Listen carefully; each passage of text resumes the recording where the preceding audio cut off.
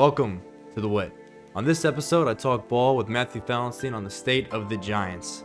We look at last year from 2024, how that finished out, the vibes going into the offseason, meaning the free agency, the NFL draft, and the feelings going into this year and the expectations that we had. And then, of course, what actually happened during this year's regular season so far.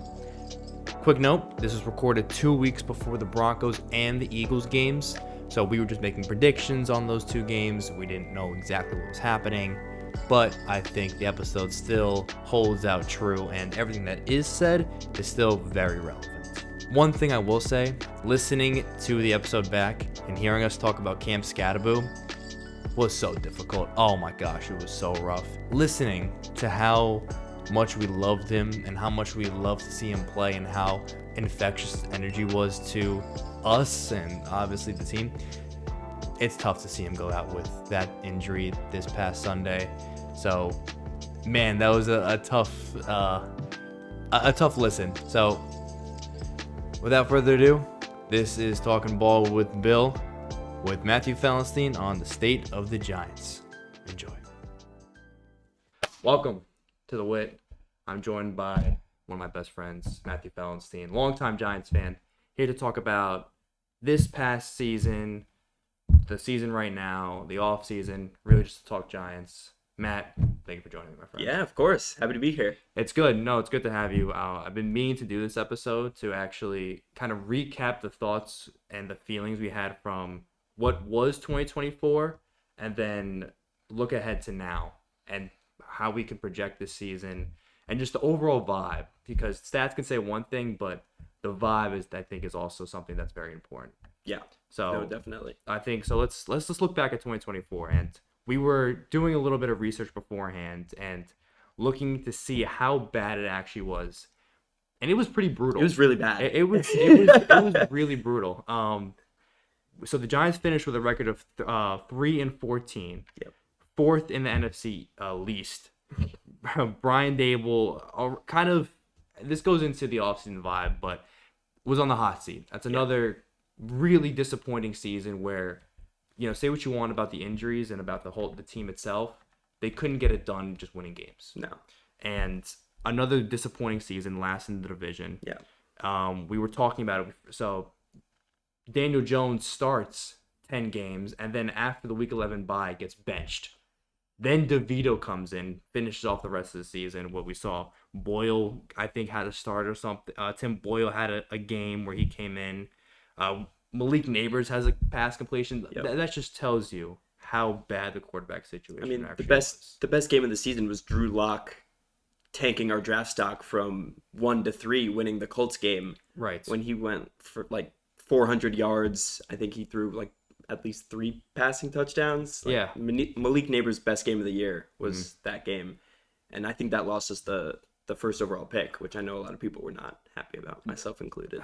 It's tough. You're never the type of guy to root against your team. You never want to.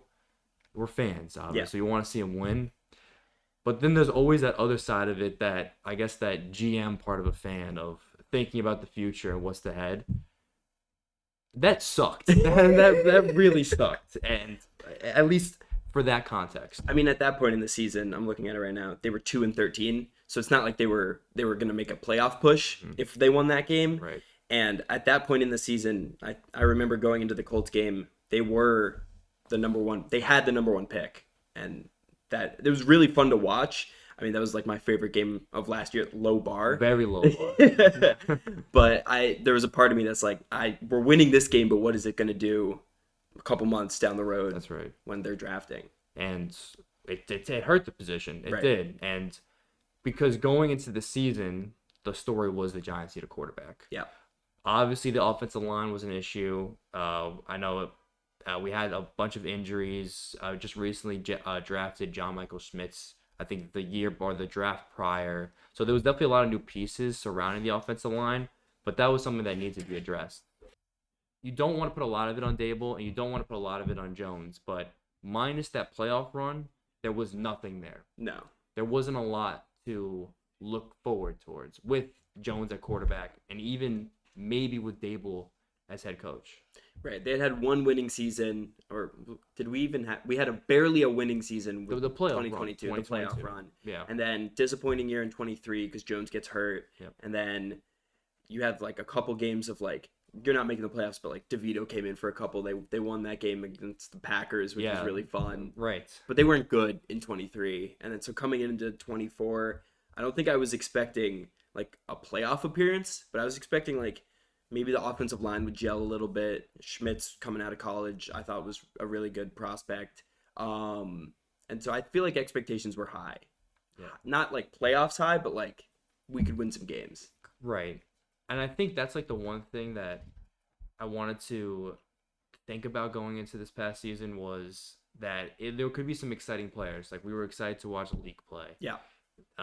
We were excited to see a little bit like the offensive line play better. Yep. Dexter Lawrence, of course. Brian Burns, we brought in before. We brought it for 5 years, $100 million in that trade. I think we gave up a second and a fifth. Yeah. Something like that. And so there were things in the offseason that worked out. The Giants were on Hard Knocks. They did the whole offseason thing. Yeah. There was some buzz. Whether it was good buzz or not, buzz was happening. Right.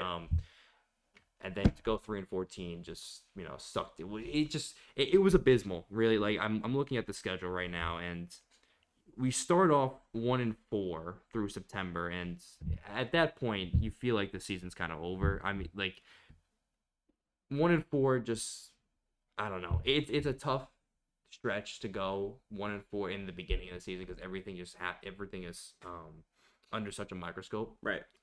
You win the next game against Seattle. I think actually 2-3 it started off as, but whatever. 2-3, 2-4. Lose the Bengals. You lose 4 straight. Even worse. Sorry. You keep losing. You keep losing until December. Losing against the Panthers was the final straw. That was really bad. Right, they were 2-7 going into that game. That was in London or somewhere in Germany. Yeah. One of the games out of the country. Was that the game that I was at Ohio State? Yeah. Mm-hmm. Yep. I visited Matt in Ohio State, me and my couple friends. And that was like the game that was on. That was the early game. I remember coming downstairs watching that game. Yep. Right before we left. Right. To go back home. And they lose to the Panthers. I remember Tracy had like 2 fumbles at the end of the game. Yeah. I mean, I didn't think they I thought it would be it was a good game. It was a really bad game. The score was close. Yes. It was one of those. And that was like the nail in the coffin. Like that was like season's over. All right, I can't. And to be fair, they threw in the towel because after that game, we had a bye week, and then the Giants moved on from Jones. Right. And it would be later into the season when Jones would get cut, he would get released, eating a whole lot of dead cap that we are still taking care of right now. Yep. And the Giants, I felt going into the season, needed a quarterback. I wasn't on the thought that we should get rid of Dable just because I think I was taking away the circumstances and how bad everything was for him. Right. So I still want to believe in him at least, but things were not good. No, they were tough. I don't know where I was in like end of season. I didn't feel great about keeping the duo, and I mean like Shane and Dable. I didn't feel great about keeping Kafka them too, right? Right, yeah. Like I didn't like love the idea, but I know that I feel like it was better for them to get their guy. So I know they didn't draft Jones, so I wasn't against taking another year and seeing what they could do. Yeah. That's a good thought. With that wasn't their guy, right? Because I think now with this season, we're seeing with Dart, that is Dable's guy. Yeah, maybe that's Kafka's guy, right? And you saw it with the way that he respects and that he has a different type of attitude towards him than Russ. Yeah, but we'll talk about that in a second. So obviously, a pitiful 2024. Just to put a bow on it. Going into the offseason, going into free agency, what were your initial thoughts, your feelings towards the team? How did you feel about everything with the Giants? Badly. It was a offseason I paid attention to the least, just because of I mean, the Knicks were doing really well and were making a really good run. And it was just very easy to kind of just ignore how the Giants were doing. And it was such a bad season. I mean, 3-14. It's one of the worst seasons we've had since I've been alive. So I kind of just put it off to the side for a couple months and enjoyed the New York team who was doing well. Right. But when we got around like free agency, I just wanted them to get a quarterback. So we weren't going into the draft with like DeVito as QB1. I wanted them to like do something, whether that was like Fields. I wasn't against. I mean, we've seen how that's panned out. Hindsight, but then you're right. Then I was feeling like we could either go for Fields, like just some guy where we're not putting a ton of equity in, and like as like a bridge quarterback. I know we throw that term around a lot, but like I genuinely just needed one guy to come in there and like bridge the gap between whoever we end up getting. But I wasn't necessarily thinking we should draft someone in this draft, especially since we lost that pick. We lost that first overall pick where it wasn't a gimme that we get Cam Ward. Right. And that we weren't going to get Cam Ward. That was going to go to the Titans. Yep. We won that game, so we dropped down to the 6th pick, right? It was the 6th? The 3rd. The 3rd, right. The 3rd. We dropped down to the 3rd pick.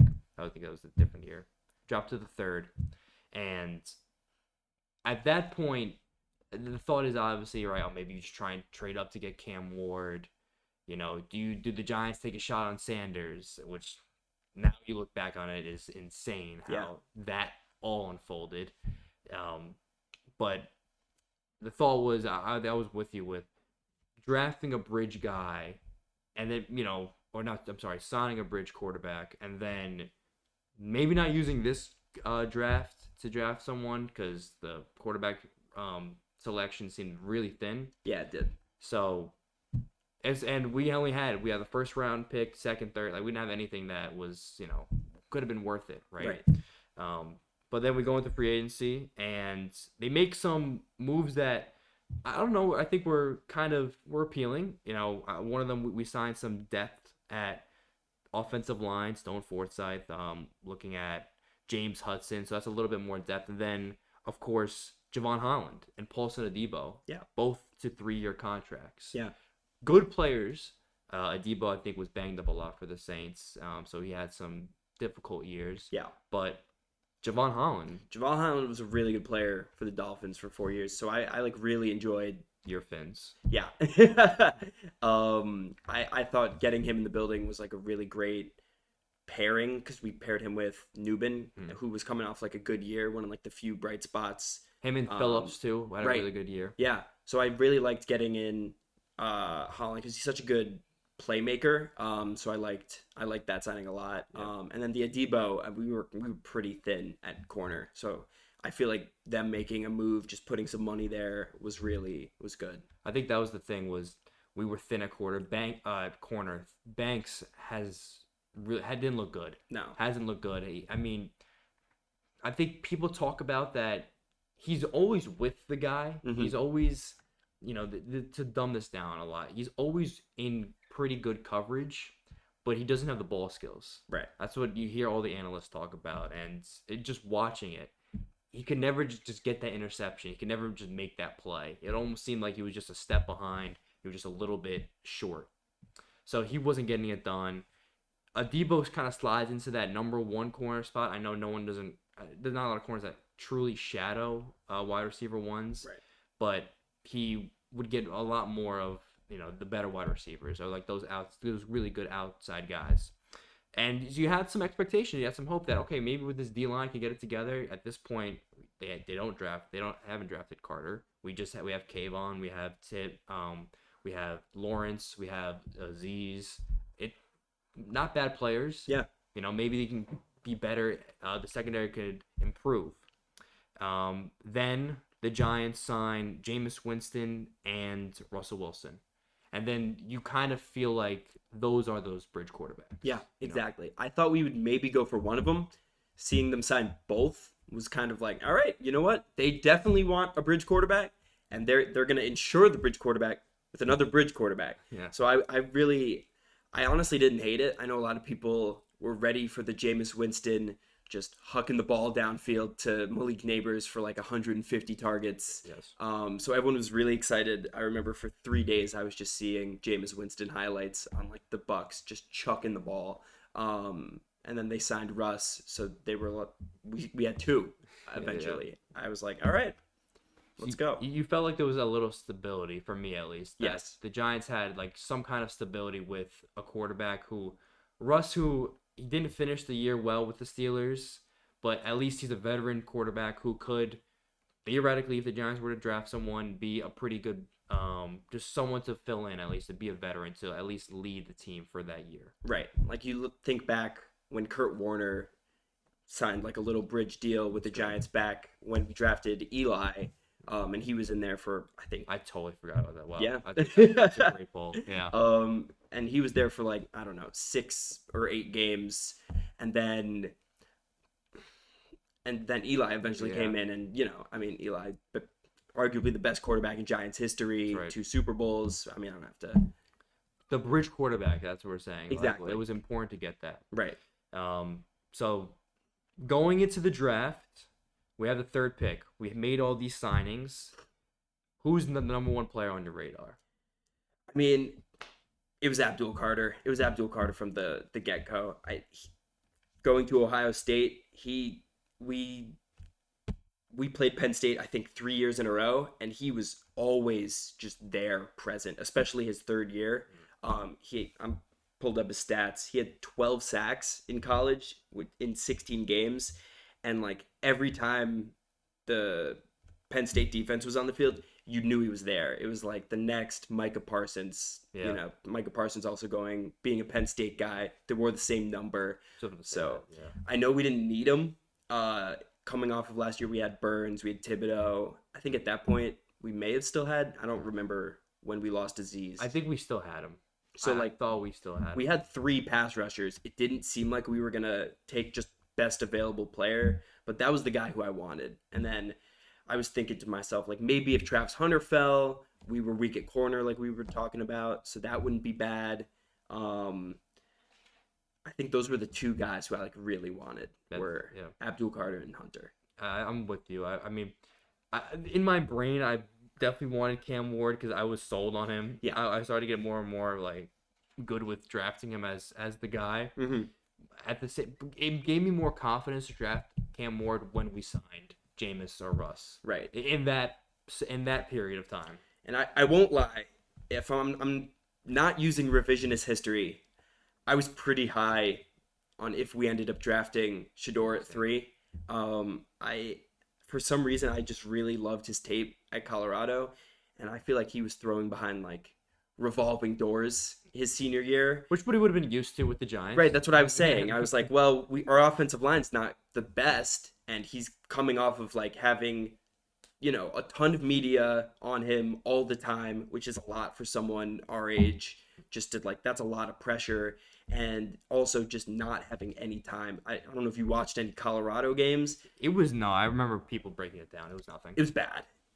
So I felt like he was getting Hunter the ball, and I feel like he was going to be able, if we did draft him, to like get Neighbors the ball and also be okay not having a lot of time to throw. And so I was actually pretty high on Shedeur coming out. Yeah, and that's crazy how that worked out because Shedeur gets drafted the 5th round. Yeah, I think so. The 5th round to a team that already drafted a rookie quarterback in Dylan Gabriel. Right.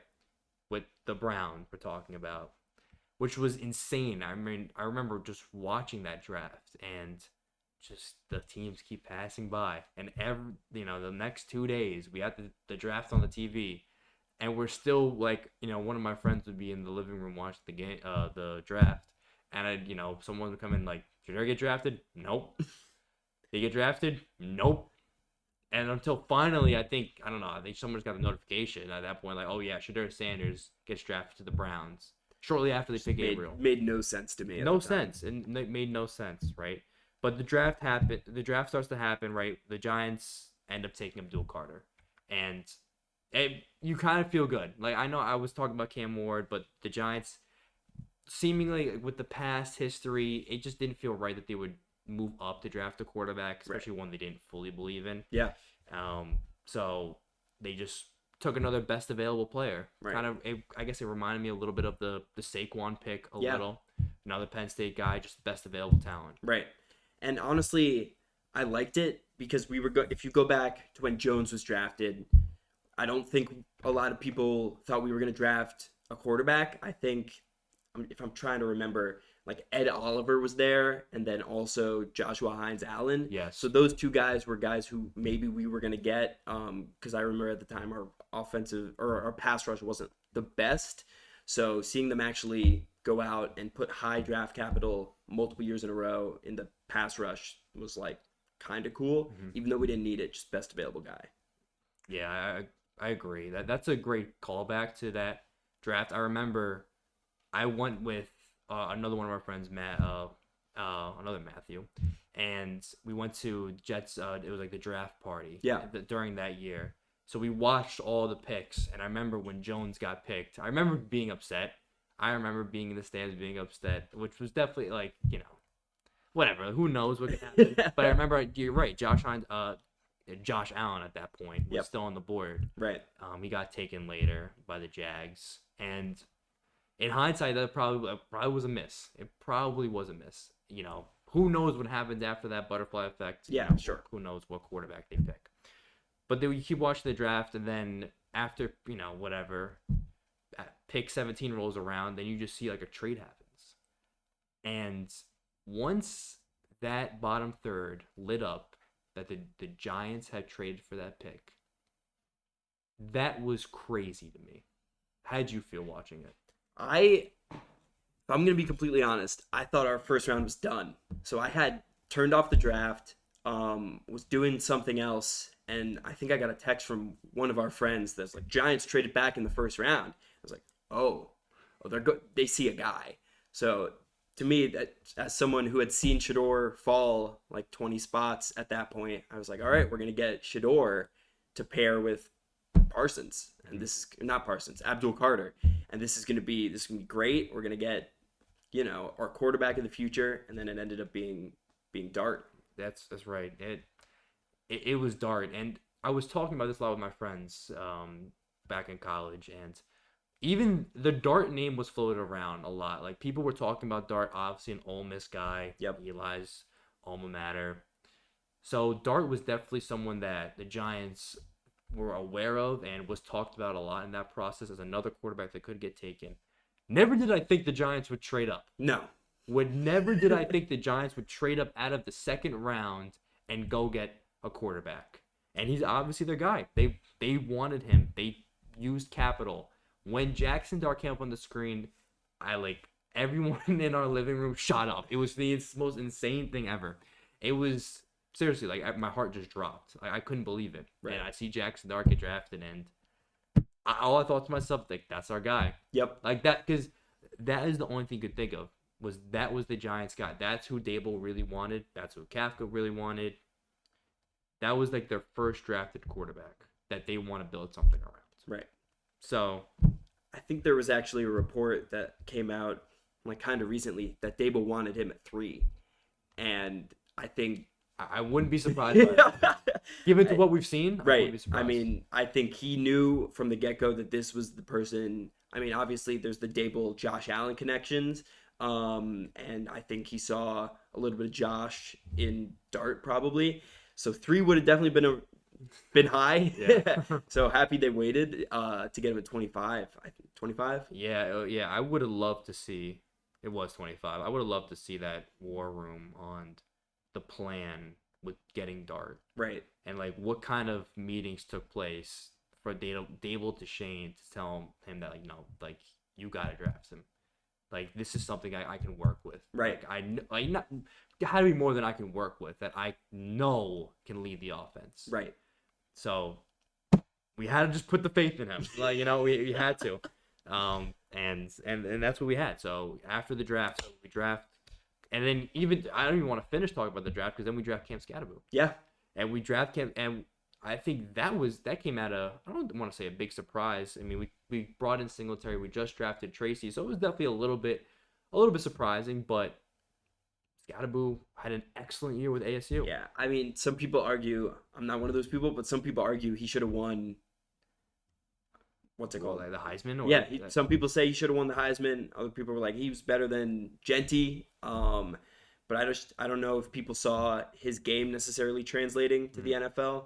I mean, his tape against Texas, he played out of his mind. Absurd. Threw a touchdown for like 40 yards. One of the craziest games ever. It was one of the craziest games I've ever seen in college. And getting him in the 4th round to pair with Tracy as like a 1-2 was awesome. I definitely didn't think we were going to go running back in any of these picks. I mean, Tracy had like 1,000 yards from scrimmage his rookie year. So it definitely was a surprise, but like you see how he's been through 6 games. He's been electric. And then that's what I think, like a quick sidebar about what I think about the NFL. And I brought this up before in just conversation. The league is switching or is morphing into this like importance of drafting 2 running backs or having 2 good running backs on your team. I mean, the biggest case study is, of course, the Lions with Montgomery and Gibbs. But you see other teams, it's tough to name off the top of my head, but I know the Bears were doing it before this season, in prior years. The Giants, obviously, this year. The Jets, the thought was the Jets would do it more with Braylon Allen and Breece Hall. At least they were doing a little bit last season. Right. Braylon Allen hurt now, of course. But you kind of saw that shift a little bit more, especially with teams not valuing running back contracts. Yeah, sure. I mean, Broncos had Dobbins and drafted R.J. Harvey. Yep. Patriots drafted Travion in the 2nd round, but also have paired him in 6 weeks with Stevenson and then even Antonio Gibson before he went down. And then, I don't know. I remember, like, the Raiders, like, had 2 running backs that were, like, with, oh, my gosh. They had 2 running backs that were just not Madison and one other back before they drafted Genty, which obviously Amir Abdullah. Yeah, it could have been Abdullah. Yeah, Abdullah. But they had 2 running backs, so there was definitely a need for it at least. And like the Panthers when they drafted Jonathan Brooks and they had Chuba Hubbard, same type of thing. Yeah. So I just felt like that was something that I think at least the Giants saw that they had to get a running back that didn't have to worry about a big contract and re-signing to make sure they had someone that they believed in. And Scott was a hell of a player. Yeah, I mean he's one of the most fun players I've had watching. Like I've had so much fun watching him as a Giants player. I feel like we needed this after the Saquon situation. Yeah. Him leaving, going to the Eagles, winning a Super Bowl, going for 2,000 yards. It's nice to put that kind of in the... I mean, the more you say it, the pain doesn't get easier. No, it definitely doesn't. No. So it's nice to have this new thing to look forward to. It's great. Hey, where's number 44? Yeah. Like the Ahmad Bradshaw. Right. That was like the running back that we grew up watching. Right. Like I would say that was like the middle of... Obviously, he won a Super Bowl, so we're going to remember him the most. But, like... You see 44, you remember Bradshaw, how electric he was. Yeah. Scatterwood. And he was paired with Brandon Jacobs. And he had Brandon Jacobs, right. Exactly. Thunder and lightning. There you go. Deal. Exactly. So, we thought we had an excellent draft. I know they drafted, like, Marcus Bow to Marcus Bow. Darius Alexander from Toledo. Who looks great, too. Yeah. So, Shane really did, so far, at least, one season's tough to tell how good. But so far... the rookies have played out well. Yeah, they've looked really good. I mean, I feel like top down, Scatterboot's probably looked the best to this point, but I think that's more just of opportunities given. I mean, Abdul Carter, like we've said, was drafted into a very busy room of edge rushers with Burns and Thibodeau. So he's not had like a ton of snaps where I feel like Scatterboo has had so much volume to really like let him shine. I feel like we still haven't seen that yet with Carter, but I'm still very excited for what we've gotten him. Yeah, I couldn't agree more. He looks amazing. So, okay, after the draft's over, we pretty successful. We're feeling pretty good about it. Yeah. And going to training camp, now going to 2025 with these draft picks. The signings with now Russell Wilson as a starting quarterback. You draft Jackson Dart. You have Scatterboo. You have Malik Neighbors in year 2. Theo Johnson, another guy who missed a lot of the season last year, but just as another rookie weapon.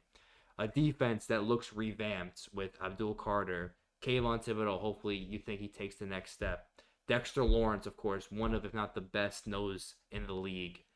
2 new pieces into the secondary. Seems too good to be true. It seemed really good. Right?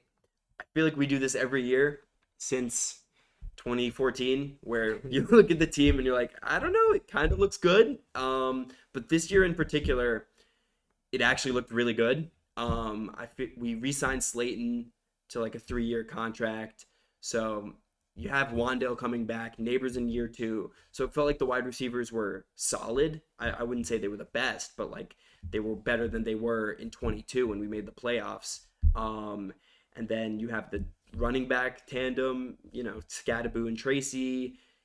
You have Andrew Thomas, who I know who came in hurt. He was on the pup for a little bit, right? He was supposed to come back. So I think vibes were pretty high coming into the season, especially versus where we ended in 2024, which was pretty low. And of course, the schedule came out earlier in the offseason. Giants have one of the hardest schedules in football too. So you couple up with that. I remember we did like discussions talking about what the Giants season could look like. Yeah.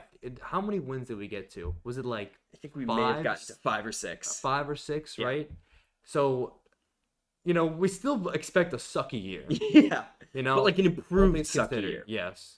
Like a year where maybe you don't win a lot of games, but it's entertaining and you see the young guys develop and you make more plays. I mean, that's all you could really hope for. I didn't expect a crazy turnaround, but you just want to like see your young guys look good and be competent in football games. Going into the year, did you see Jackson Dart starting at some point? I honestly didn't. I thought they would, before they announced how they were going to do the 1, 2, and 3, I felt like it was going to be him third, and then you have Russ, and if he ends up not playing great, maybe you go to Jameis.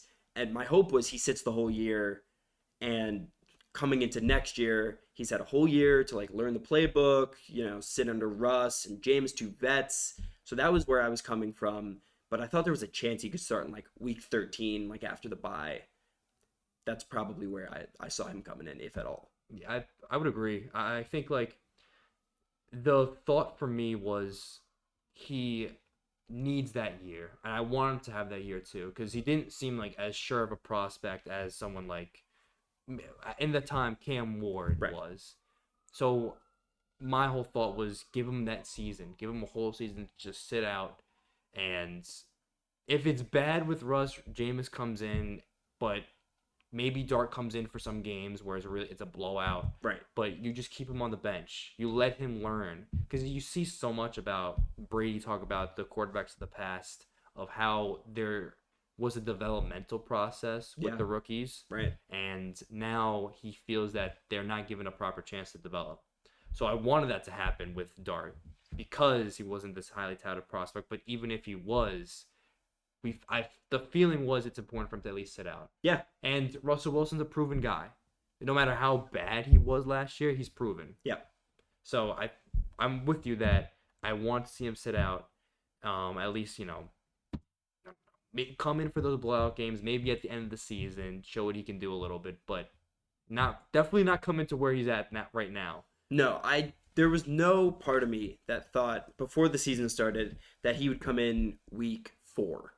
I mean, looking at the schedule, it was bad. Really tough. There were a lot of really, really tough games. So even after like week 1 where we didn't look all that great, I still thought, I mean, maybe you slot him in like after the bye, but like there's no part of me that thought he would come in week 4. No. So then we enter the season. Russell Wilson's the starting quarterback. First game, we drop to the Commanders. I really have no commentary about that game. I really don't remember too much about it other than the Giants played terrible. Yeah. That was all I could remember. Which is not great. It wasn't a good game. Yeah. Second game, we watched that whole thing. Insane game against the Cowboys. Yeah, arguably still maybe the game of the year. Yeah. I mean, back and forth the whole time.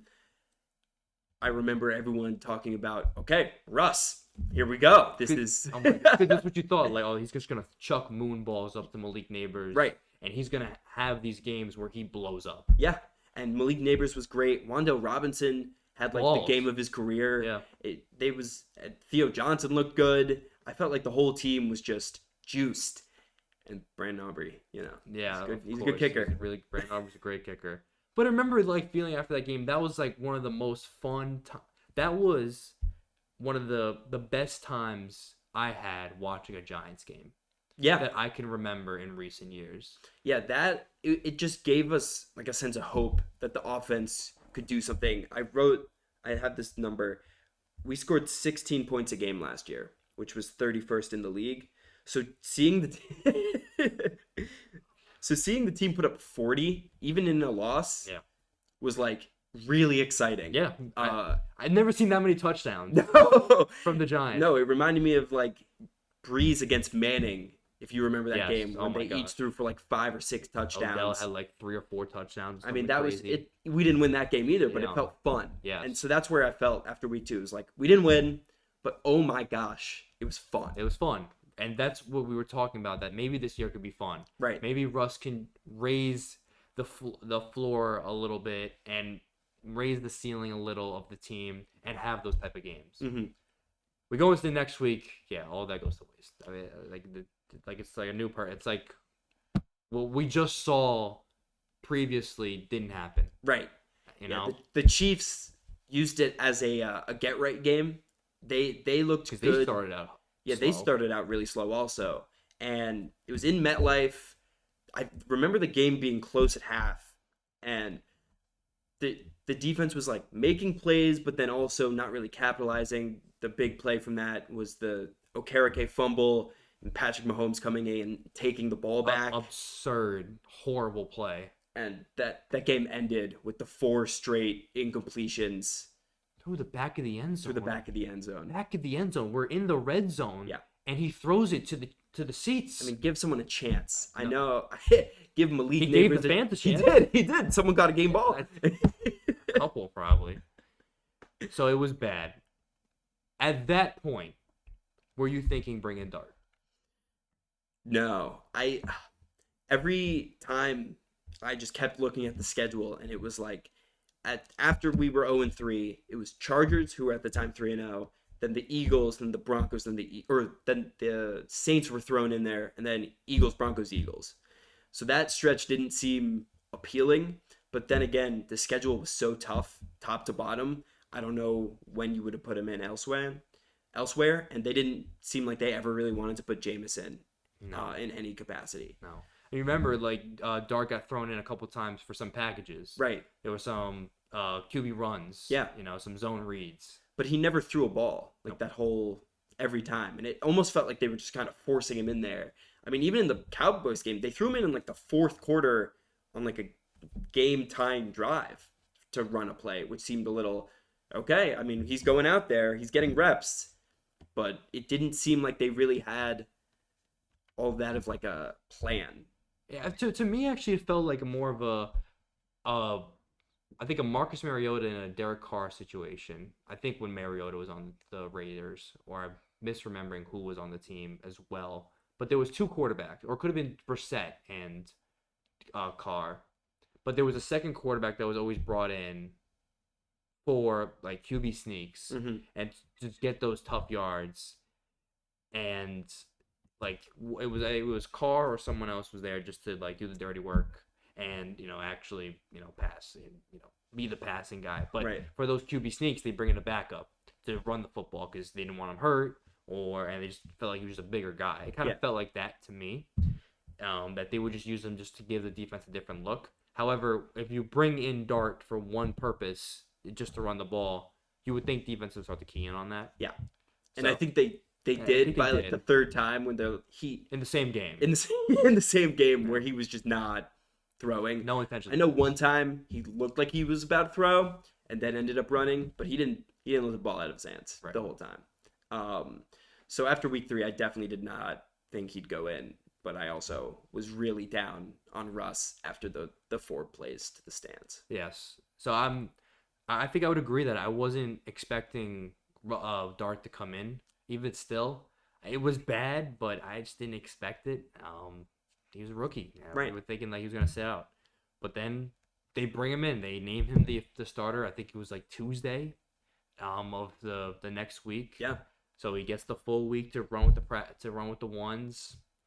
And it wasn't gonna be an easy one because they're playing the Chargers at home. Yep. But they're playing the Chargers, a team that I think they were at that point. I think they were 3-0. They were 3-0. They were undefeated, and it didn't feel like you're throwing them in the fire, but you definitely didn't think it was going to be just like, oh, you had the Saints the next week. You felt like that could have been the matchup, but they brought him in against the Chargers. I think the only upside, as I was trying to rationalize why they would maybe pick week 4, is we were at home, so you heard the home crowd the week prior just chanting Jackson Dart's name. So I think you had the home crowd as kind of like a buffer where they're going to be on your side. So even if you don't play a great game, you'll have this home crowd who's at least very poignantly said that we want you as our guy. So I think maybe the rationale was you bring him in, then maybe you lose at home, but then you have a Saints team who at that point was 0-3, and maybe you could string together a good game in week 4. Maybe you don't win, but week 5 you could actually go in New Orleans and get a win. So maybe that was their rationale. I think that's valid, but the fact that the fans backed them up and that going to be, right, he was going to be home. Yeah. And they wanted him to be with the crowd. He already was the fan favorite. Andrew Thomas was already back at that point, so the offensive line was pretty healthy. Right. So why not just throw him in? And he balled out. Yeah. And he balled out. The Giants ended up winning that game. Yep. I remember watching that game. I think the Giants were up. I think in the second quarter. I don't know. I forget exactly what the score was, but they were definitely up. Yeah. I know they were up. And it wasn't like a pretty game, but it was like, I don't know, they kept getting stops. We scored. The defense looked really good. The defense looked really great. Dexter Lawrence almost had a pick 6 that game. Yes, that's right. Yeah. And then we got 3 out of that. You're right. Yeah, then we got only a field goal. And then, of course, Malik Neighbors goes down. Yeah. Ended up tearing his ACL. And so that definitely put a huge damper on the mood. But you go into halftime, the Giants are winning. Yeah. The Giants are winning this game, and Dart doesn't look half bad. No. He didn't make any crazy plays, I feel like, in the first half, but he also wasn't making any mistakes. And I think that was the big thing that I took going into halftime is we're winning one, which we haven't been doing a lot of this season, going into week 4. And it didn't look like he was making any big mistakes, which was the other thing. And so maybe he didn't make a ton of crazy throws, but he was letting him go. I mean, there were some big time throws, whether they were completed or not, that at least we were trying. It didn't feel like we were trying any in week 3. The offense was moving well. Yes. Everything was moving well. Scatterbo was playing well. At that point, Tracy was hurt. Yeah, Tracy had gone down earlier in that game, I think, with a knee injury or something. Yes. So and he had shoulder, I think, issues too or something like that. That's right. Yeah. He was injured. Right. He was injured. So Scatterbo, it was his backfield. Yeah. And he went crazy. Yeah. And they gave him the ball a lot in week 4. I think he had 24 carries. Yeah, something like that. And probably close to 30 touches. Yeah. If you count receptions. Right. Especially in the second half with no Neighbors, they would get him the ball basically every time. If it wasn't a run, if we didn't have anything open downfield, which was kind of often, check down. And he finished with a lot of touches in that game. So the Giants ended up winning that game. And you feel awesome. You just knock off an undefeated team that lost whatever. You can name all the excuses. They lost another one of their offensive linemen. I think Joe Alt. Yeah, Joe Alt goes down in that game. So the defensive line was going crazy. Yeah. At this point, also should mention Abdul Carter's playing really well. Yeah, he had a lot of hurries, had a lot of hits on Herbert. I don't think he ended up getting a sack. But he played really well. It really felt his presence come alive in week 4. Brian Burns has been the biggest benefactor to the whole offensive line. Yeah. He's got 7 sacks this year. I'm almost certain he's got 7 sacks. Yeah. So he's playing really well. Yeah, he's been great. Abdul Carter has looked great. Lawrence has been getting a lot of double teams, so it's opened up a lot of opportunities for him and Tibbs. Yep. The D-line has been excellent so far. So they win that game against the Chargers. Then they go to the Saints. And, of course, they just had to do it. In whatever fashion, in Giants' normal fashion, they blow it. Yeah, it was bad. all around. 4 turnovers? I think it was five by the turnovers. end. You had the Jackson Dart fumble where he was just running with it and lost the ball seemingly on his own. Then Scadaboo fumbled in that game. You had a couple of interceptions late. I know they were trying to just move the ball late in the game.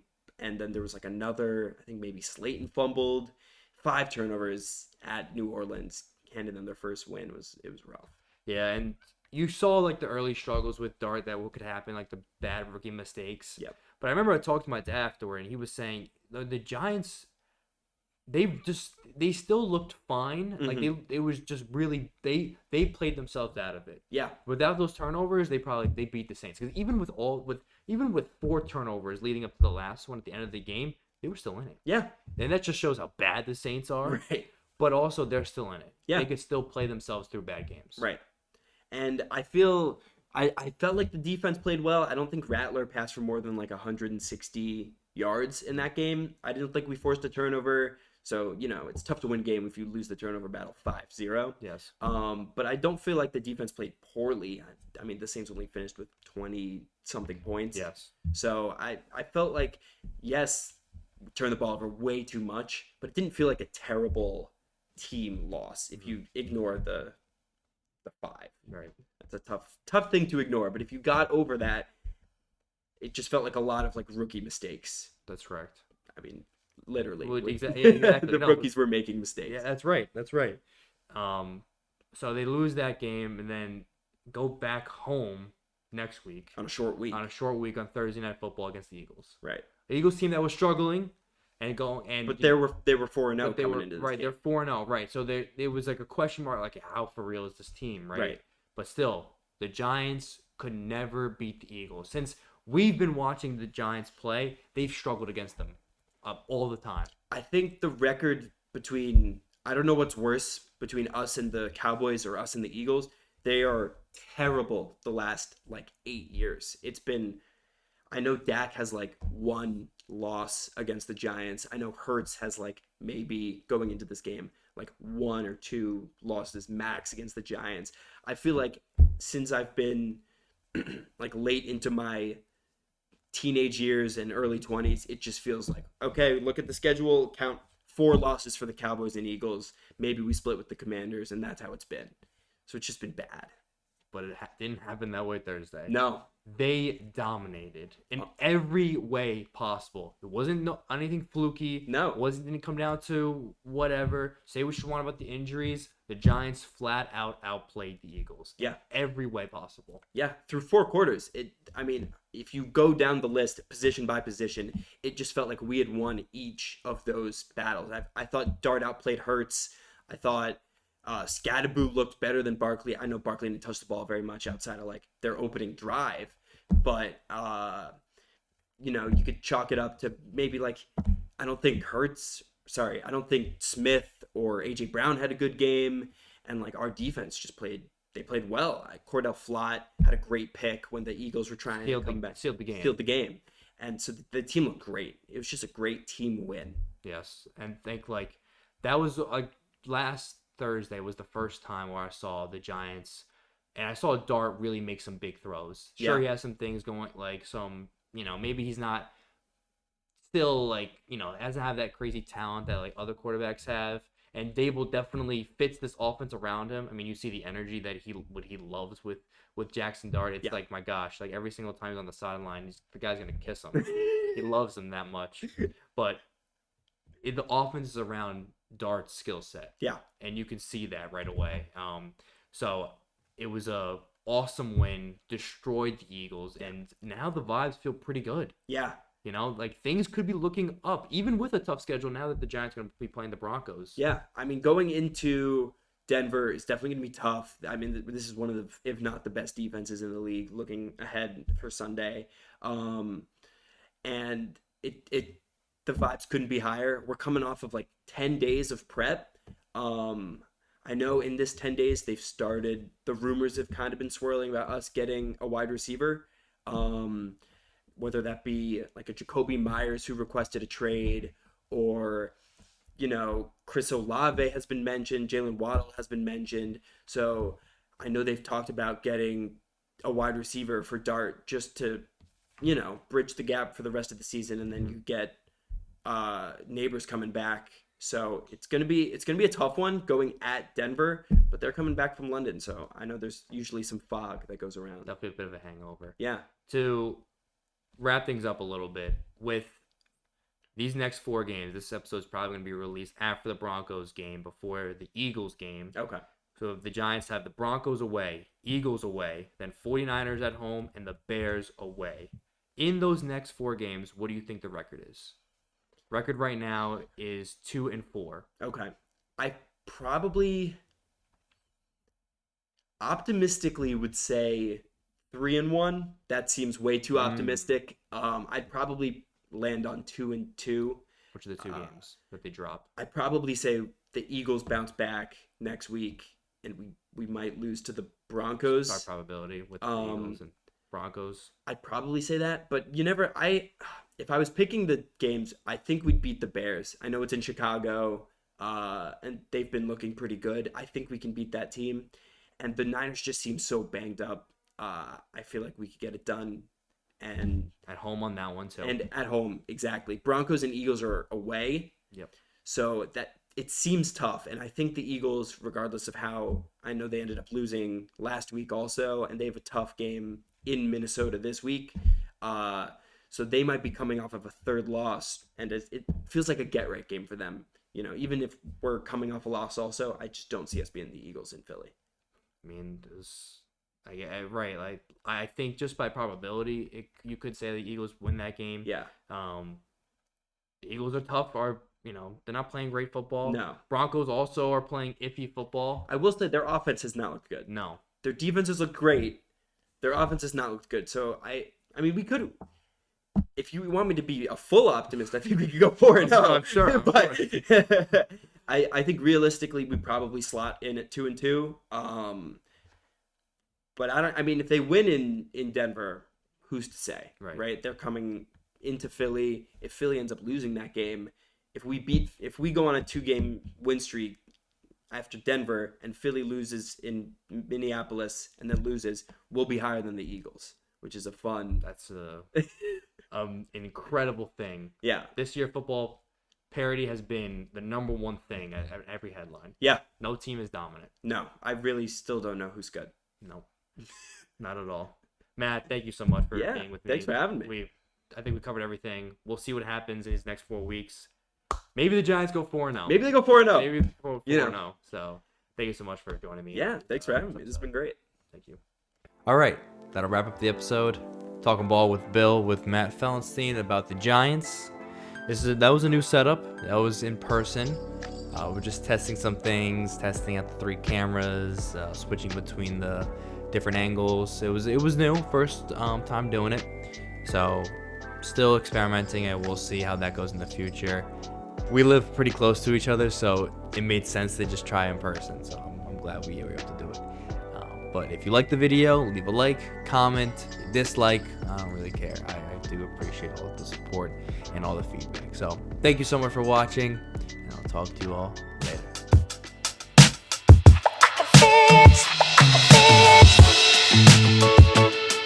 later.